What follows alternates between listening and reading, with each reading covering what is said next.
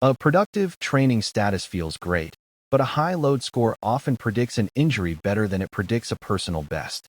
Most runners wear a high training load score like a badge of honor. But these metrics track the stress your body has absorbed, not necessarily the fitness you have gained. Think of training load as a simple equation. It combines volume, how long you ran, with intensity, how hard your heart worked, to create a single stress score for every session.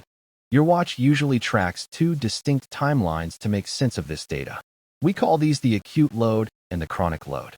Acute load represents fatigue, the stress from the last 7 days. Chronic load represents fitness, the baseline tolerance you've built over the last 4 to 6 weeks. The most valuable insight comes from comparing them. This is the acute-to-chronic workload ratio. It answers one question: did I do too much, too soon? If your acute load spikes significantly higher than your chronic baseline, usually above a 1.5 ratio, injury risk increases. You are writing checks your body's history can't cash. However, don't treat this ratio as a rigid law.